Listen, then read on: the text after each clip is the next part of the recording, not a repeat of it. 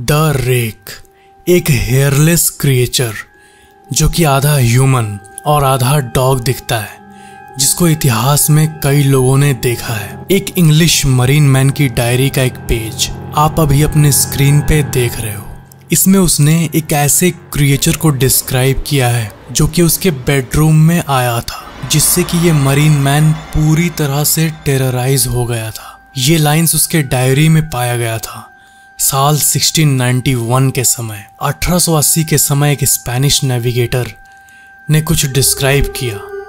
उसने कुछ ऐसा डिस्क्राइब किया रेक के एक एनकाउंटर को। मैंने सबसे बड़े टेरर को एक्सपीरियंस किया है। मैं जब आंखें बंद करता हूँ तब मुझे वो दिखता है।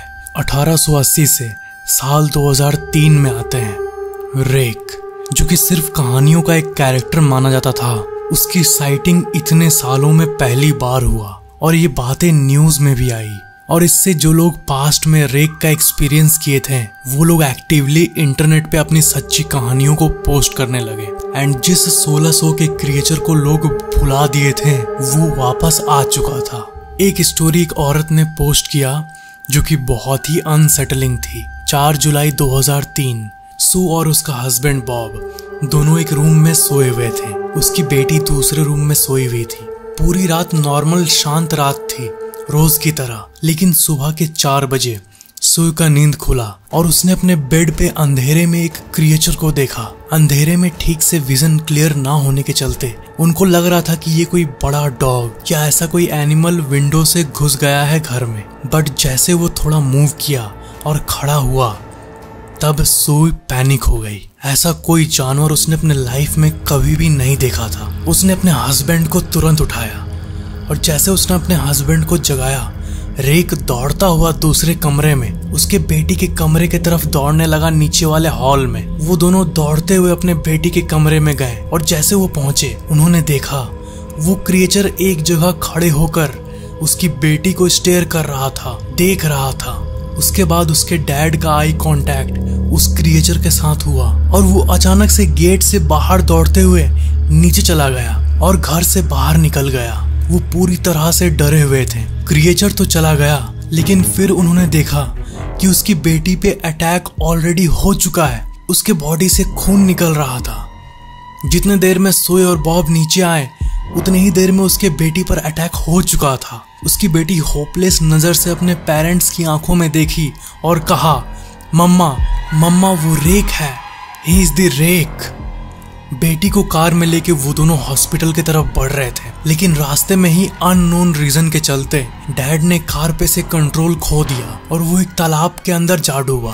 बाप और बेटी दोनों तालाब में डूब गए, बट किसी तरह से उसकी माँ बच गई और तालाब से बाहर आ गई। उसके बाद सू को ये यकीन हो गया कि ये कार का डूबना और ये बैड लक रेक ने ही लाया है और उसने ये डिसाइड किया कि वो नहीं रुकेगी जब तक ये पता ना चल जाए कि आखिर कौन था उस रात को वहां पे। उसके बाद वो इंटरनेट पे और भी सर्चेस की और उसे ये पता चला कि सिर्फ उसी के साथ नहीं बल्कि बहुत लोगों के साथ ऐसी घटनाएं हो चुकी है जिसमें डॉग जैसा बड़ा क्रिएचर जो कि हेयरलेस होता है वो घर के अंदर एंटर करता है। उसके बाद उसको न जाने अपने मन में एक थॉट आ रहा था कि वो रेक एक न एक दिन उसके बेडरूम में वापस जरूर आएगा। वो रात को सोने के पहले टेप रिकॉर्डर लगा के सोना शुरू कर दी। महीनों तक कुछ भी नहीं हुआ, बट एक रात की टेप रिकॉर्डिंग में उसको वही आवाज सुनाई दी जो कि बहुत फेमिलियर था और ये उसी हॉरिफिक रात की आवाज थी जो वो उस हॉरिफिक रात में सुनी थी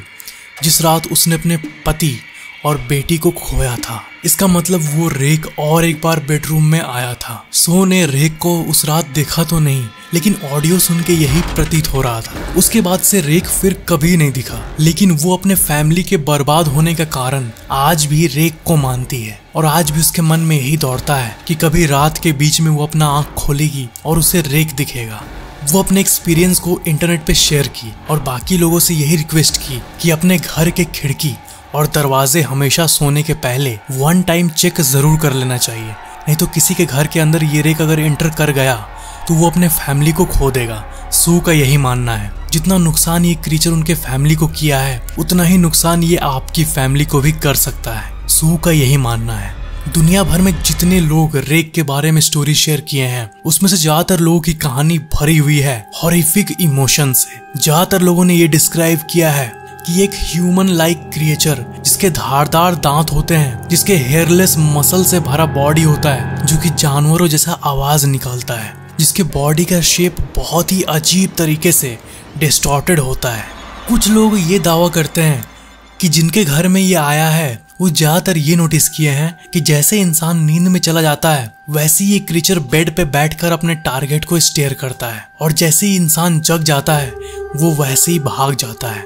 ये अपना बिहेवियर ऐसा क्यों रखा है, इसी घूरने और भागने वाले पैटर्न, और ये आता कहाँ से है, इन सवालों का जवाब किसी के पास भी नहीं है। बहुत लोगों का ये मानना है कि ये जंगल में छुपा रहता है, और बहुत लोगों का ये मानना है कि इनकी पूरी सिविलाइजेशन है जो कि कहीं सीक्रेटली एग्जिस्ट कर रही है।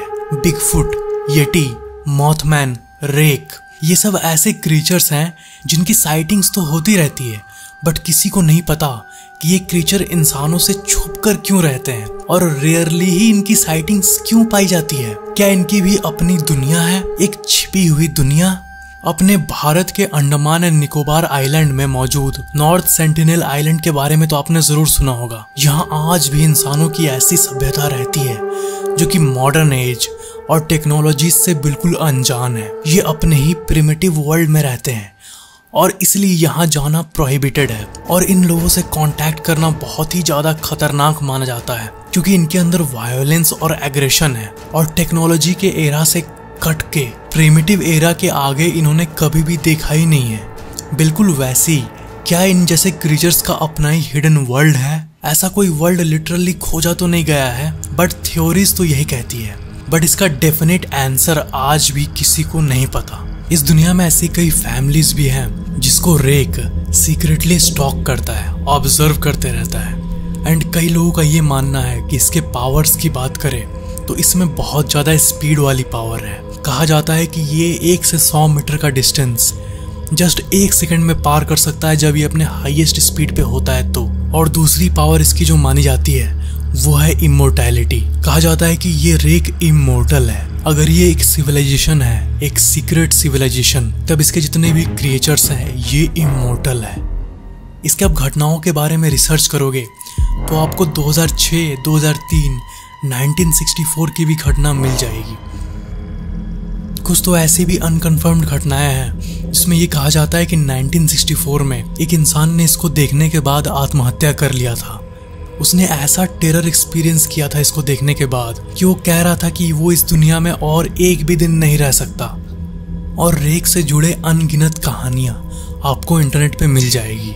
जो लोग इसके बारे में और जानना चाहते हैं वो नीचे कमेंट कर दो और मैं इस वीडियो का पार्ट 2 बना दूंगा। ऐसी और वीडियोस के लिए वीडियो को लाइक जरूर करना और शेयर जरूर करना और नीचे कमेंट करना कि ये वीडियो आपको कैसा लगा, और चैनल को सब्सक्राइब करके बेल आइकन जरूर ऑन कर लेना। Thank you so much for watching this video.